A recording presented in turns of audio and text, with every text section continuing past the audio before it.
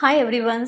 आज के वीडियो में हम बात करेंगे कि आपको कुछ ऐसे स्टूडेंट्स हैं जिनकी अपार आईडी जनरेट नहीं करनी चाहिए, अदरवाइज़ तो आपको बाद में बहुत प्रॉब्लम होगी और आपको फिर उसका सॉल्यूशन मिलना भी मुश्किल हो जाता है।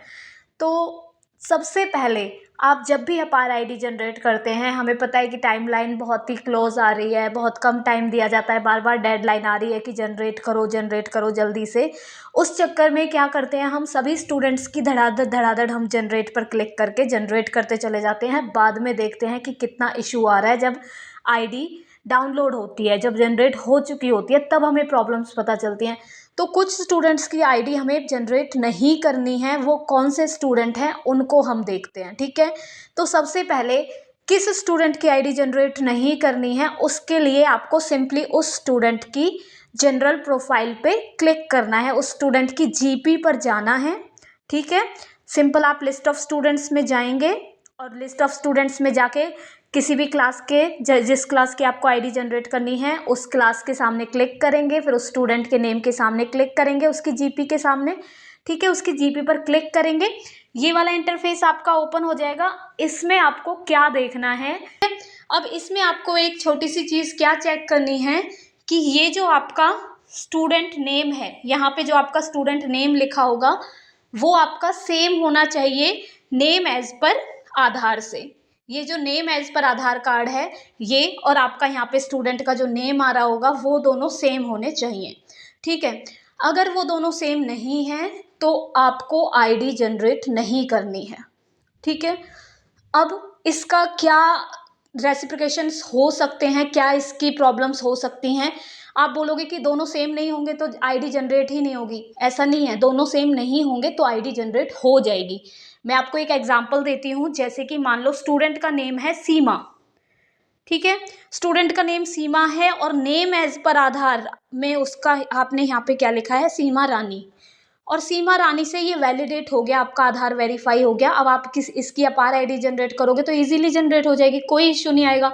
आप खुश हो जाओगे कि हाँ चलो भाई एक काम निपटा, बच्चे की आईडी जनरेट हो गई। लेकिन इसमें बहुत सारी प्रॉब्लम्स आ जाएंगी बाद में, क्योंकि आपके स्कूल में नेम उसका क्या रह गया, यूडाइज में सीमा, और आपके अपार आईडी में हो गया सीमा रानी।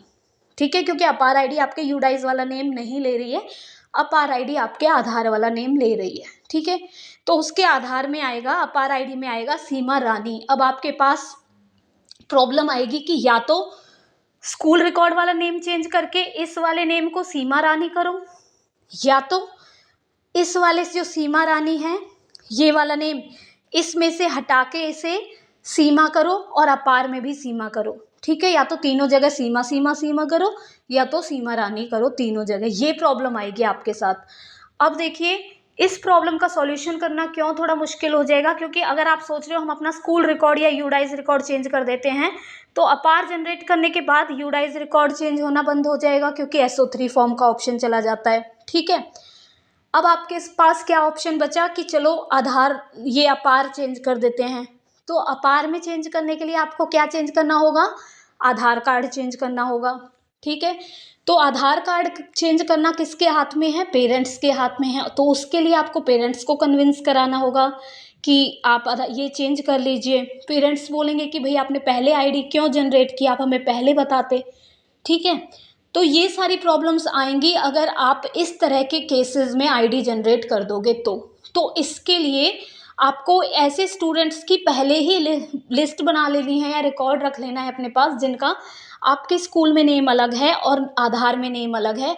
उनका आपको क्या करना है, एक बार पेरेंट्स को कॉल करना है, बुलाना है, उनसे पूछना है कि आपने एडमिशन टाइम पे ये नेम लिखवाया था और आधार में आपने ये नेम लिखवा दिया है, अब आप क्या चाहते हैं। अगर आप आधार में स्कूल नेम के अकॉर्डिंग अपने आधार को चेंज करवा लो तो वेल एंड गुड, बहुत अच्छा है। अगर पेरेंट्स कुछ ऐसे होते हैं जो बोलते हैं कि नहीं नहीं हमें आधार चेंज नहीं करवाना है, तो आप क्या उन्हें सजेशन दे सकते हो कि फिर अगर बच्चा प्राइमरी से नीचे है, ठीक है, अभी छोटी क्लासेस में ही है, तो आप बच्चे के बर्थ सर्टिफिकेट के आधार की कॉपीज़ के आधार पे अपने स्कूल में जो है वो अपना रिकॉर्ड में नेम चेंज करके नेम एज पर आधार, जो आधार वाला नेम है वो डाल सकते हो। जैसे इसमें सीमा रानी है तो आप अपने स्कूल रिकॉर्ड में सीमा रानी कर सकते हो। ठीक है, लेकिन ये सॉल्यूशन आपका अपार आईडी जनरेट होने से पहले चलेगा, क्योंकि जनरेट होने के बाद आपने स्कूल के रजिस्टर में भी सीमा रानी कर लिया मान लो, और अपने स्कूल के जो कंप्यूटर वगैरह है उनमें भी अपडेट कर लिया, लेकिन यूडाइज में तो वो सीमा ही रहेगा ना।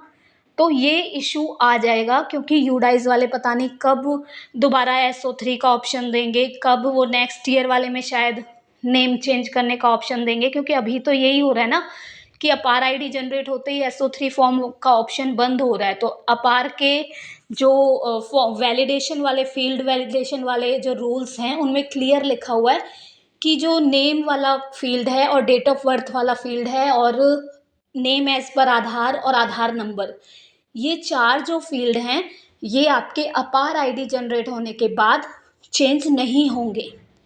ये चारों फील्ड आपके, ये देखो, एक तो नेम वाला फील्ड, ठीक है, दूसरा जेंडर वाला फील्ड, जेंडर और डेट ऑफ बर्थ, और ये आधार नंबर और नेम एज पर आधार, ये 4 फील्ड आपके अपार आईडी जनरेट होने के बाद ब्लॉक हो जाएंगे, फ्रीज हो जाएंगे, और उसके बाद ये चेंज नहीं होंगे।